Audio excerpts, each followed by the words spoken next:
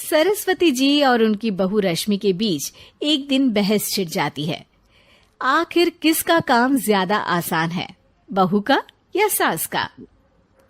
माँ जी, सास को काम ही क्या है, आपके सारे काम उंगलियों पे तो हो जाते हैं। कुछ भी। हाँ, हिसाब तो उंगलियों पे ही हो जाता है ना। अरे बेटा, ऐसा सिर्फ अभी लगता है। जो मुझे करना पड़ता है ना, वो तुझे करना पड़े तो समझ आएगा कि असली काम का पहाड़ कैसा होता है।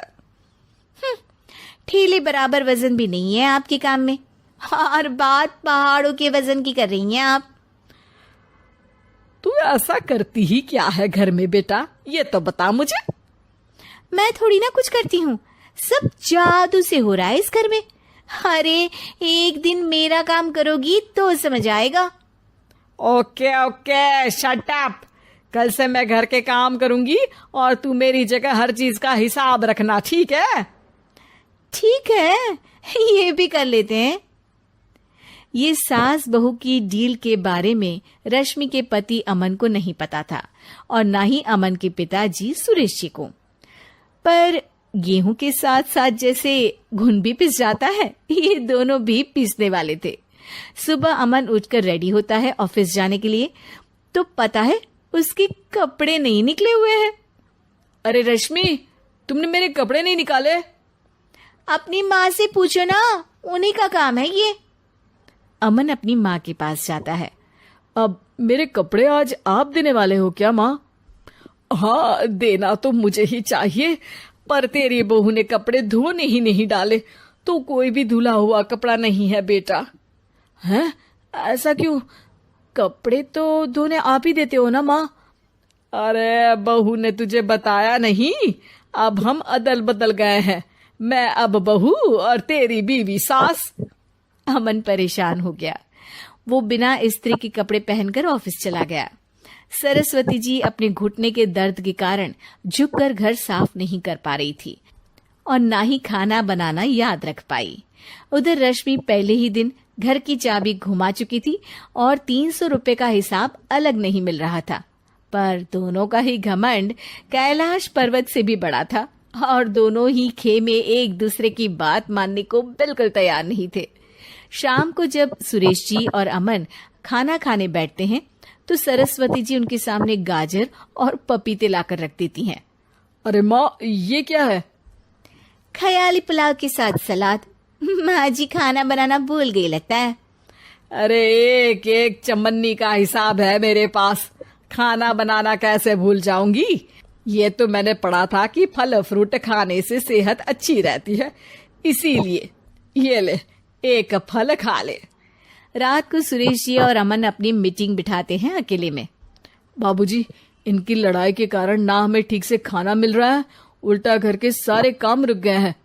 हाँ बेटा, 2 भैंसों की लड़ाई में बेचारे खेत के पौधों का भी नुकसान हो रहा है। पर पापा, क्या बताऊं आपको, मैंने माँ को इस महीने की 2 तारीख को बिजली के बिल के पैसे दिए थे। आज बिल भरने के लिए मांगने गया तो पता चला कि रश्मि उन पैसों से गैस सिलेंडर ले आई। अच्छा, तो सिलेंडर के पैसों का क्या हुआ? अब सिलेंडर के तो कोई पैसे नहीं थे बाबूजी, हमारे घर पर गैस की पाइपलाइन लगी है ना। बेटा, इन दोनों का कुछ करना पड़ेगा, नहीं तो अपने घमंड के चक्कर में पूरा घर बर्बाद कर डालेंगे ये दोनों। अमन और सुरेश जी काफी सोच विचार के बाद एक निष्कर्ष पर पहुंचते हैं।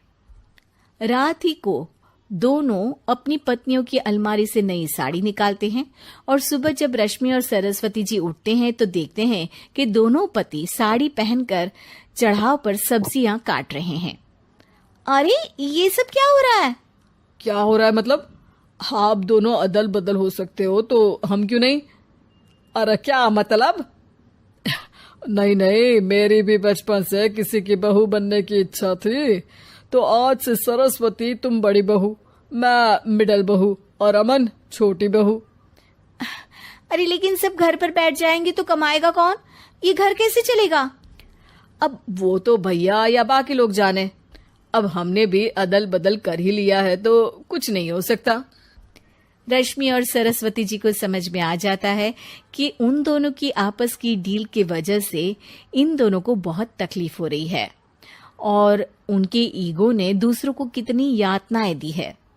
अब असल में माँ जी आप सही थी, सास बनना बहुत मुश्किल है। अरे हाँ बेटा, और तू भी, मुझसे तो नहीं हो पाया सब घर के काम, वापस बदल ले क्या? हाँ हाँ बिल्कुल माँ जी, और अब आप दोनों भी बदल लीजिए, कोई आ गया तो आप दोनों को देखकर क्या सोचेगा। अच्छा है, आप दोनों के समझ में ये बात तो आई। मैं फटाक से कपड़े बदल लेता हूँ। अरे रुक जा बेटा, एक फोटो ले लेती हूँ तेरी। मेरी बेटी होती तो तेरे जैसी ही दिखती साड़ी में। और मेरा फोटो नहीं लोगी?